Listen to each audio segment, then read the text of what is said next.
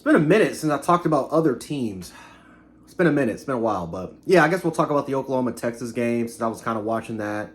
Um, John Mateer killed his draft stock. And listen, I understand that there's going to be a lot of context with it because John Mateer, he hurt his hand. And, I don't know if necessarily the hand had a lot to do with, with his performance. Maybe it did, maybe it didn't. Again, I'm watching this more from a casual standpoint, so I'm not going to go that much deep into it.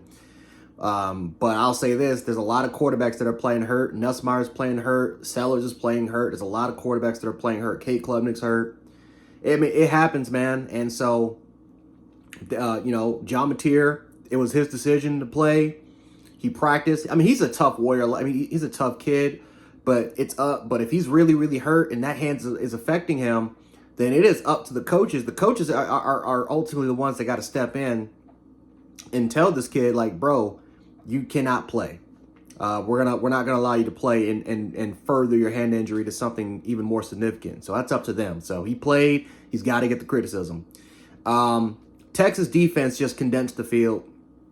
They simply just found a way to kind of condense the field.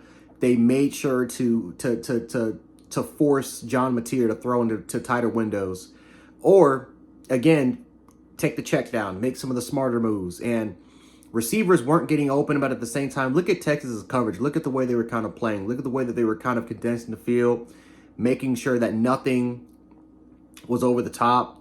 They had a lot of disguised looks. Some of it honestly looked like into like more of a cover one, which kind of turned into like more of a cover two look. So in terms of just providing simulated pressures, making sure that John Mateer is kind of confused with his reads.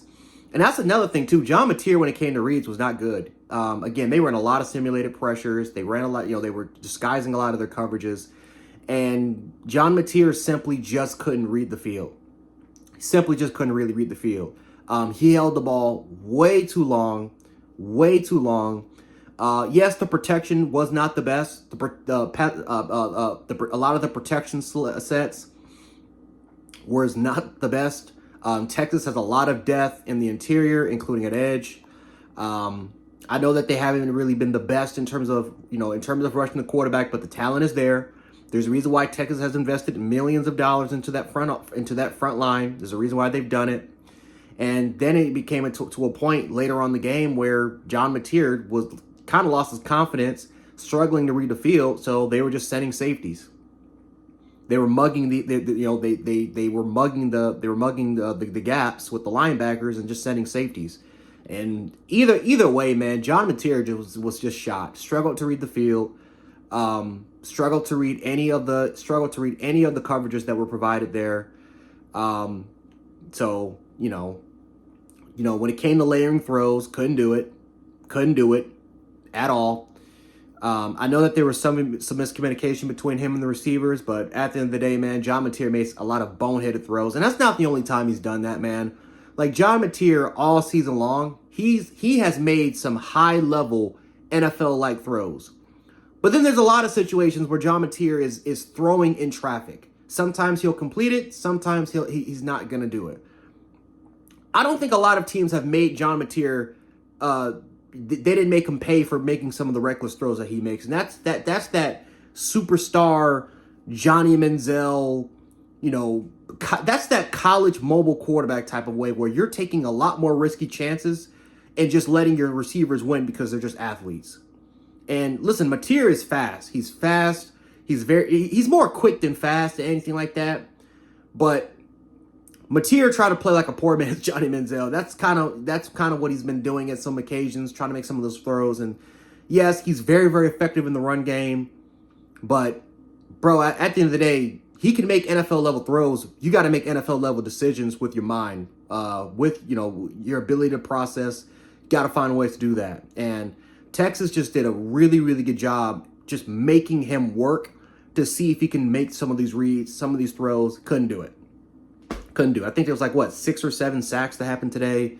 A lot of it was just coverage sacks for the most part. It is what it is. Texas offense, they didn't have to do that much work. They didn't have to do that much work. Arch Manning played like a game manager today. He was pretty much on cruise control. Wisner, big addition back for the team. I know he's hurt, playing injured, but clear as all day how important Wisner actually is for the team.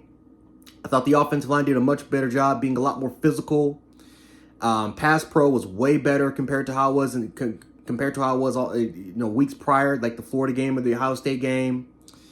Arch didn't really have to do anything. He played his game. It wasn't the prettiest, but I think he only missed like six completions, or 6 incompletions. He did his thing, and sometimes that's what you need to do. Sometimes you just gotta play on cruise control, manage the game, make plays with your legs if you have to, but don't put the ball in harm's way. Don't make stupid decisions. And a lot of us have been on that hype train of saying this man's gonna be the next superstar, which could very well be. But right now, just gotta play your game, play within the structure of the offense, and for the most part, let your defense take care of the work. That's what Texas is doing. Hell, like you look at Ohio State, Julian Satan's been doing that shit all season long and let their defense take work. That's what Texas did today. And so this was a big needed win for Texas. They're 4-2. Their schedule is gonna, they got some opponents that can give them trouble, but their opponent gets definitely is easier compared to Oklahoma's. That schedule is a gauntlet. That's a gauntlet of a schedule that they run. If you look at their last kind of 5-6 games, that's a gauntlet of a schedule. And so good luck, because there's a lot of good defenses on that schedule that can give them the same sort of issues, same sort of problems that Texas did today. So kind of good luck to that. But, Oklahoma, they got to find their footing. They got to find a way to run the football, establish a ground game, because they've been terrible running the ball all year round.